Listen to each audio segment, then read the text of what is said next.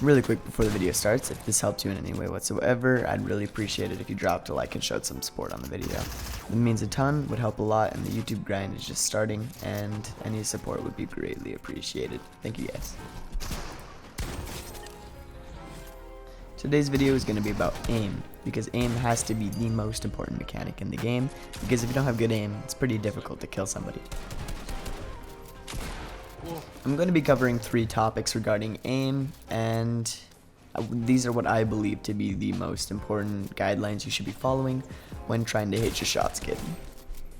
So let's get all the morning voice jokes out now, and let's jump into it.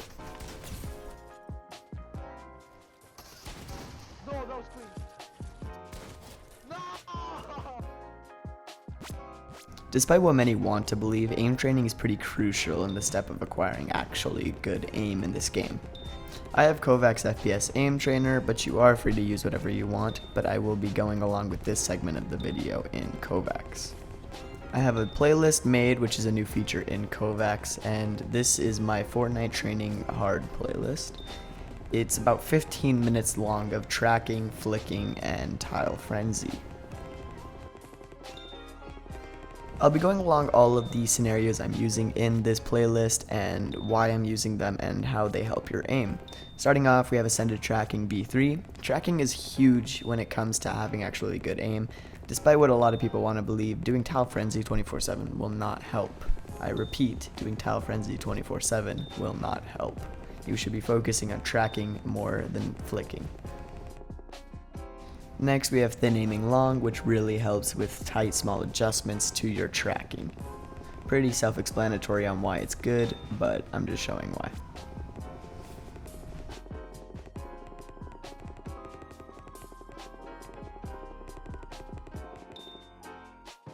One wall 5 targets pasu is a Tile Frenzy-esque scenario where the tiles are actually moving instead of staying stationary.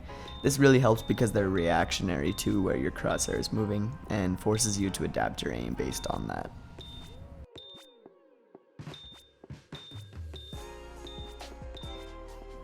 Next up, Fortnite gliders. It's really useful in my opinion in my quest to become a controller scrimmer. I use it a lot to beam people out of the air, and it's actually come in useful. I'm also a little bit addicted to it as I'm pretty high up on the leaderboard on this one. Tile Frenzy gets a lot of hate for just being overplayed, but I still believe it really helps with mouse control and accuracy. 6 Tile Jumbo Frenzy, same thing when it comes to regular Tile Frenzy, but this one's just a lot more fun in my opinion. I enjoy it, I enjoy playing it, and it helps with my mouse control, etc, etc.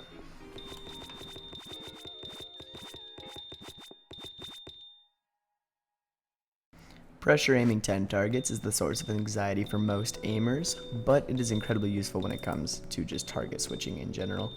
Really would recommend this one for everyone to just commit to it and keep going on it.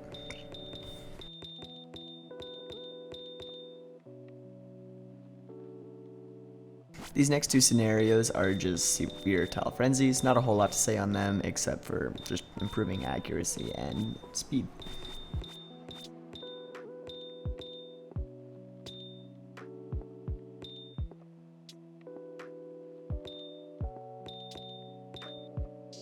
Pat target switch is really useful for headshot accuracy and tracking whilst doing so. Really punishing if you miss headshots and really punishing if you swap off a target too soon. Pretty interesting, pretty fun, go at it.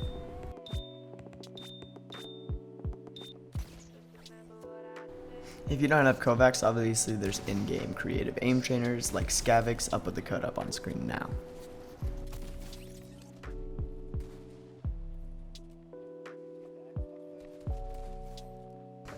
Crosshair Placement refers to when you place your crosshair where you believe the enemy's head is going to be and you keep it at that level as you move throughout the terrain. Let's take a second look at this clip and we can see that my crosshair does a little bit of a flick here, but as I comb my opponent I know exactly where he's going to be and I hold it there until I'm able to shoot my shotgun. This is another good example clip. I attempt to take the wall, I'm not able to, kill my ramp back, and then I hold my crosshair at head height and then pre-fire on my opponent for a 126.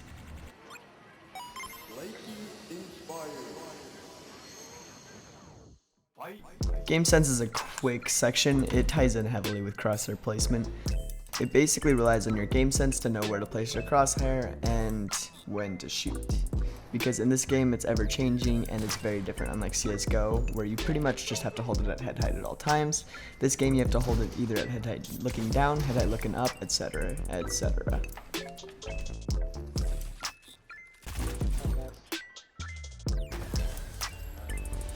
That's about all I gotta say. I'm not gonna milk the video at all because I don't even get ad revenue right now.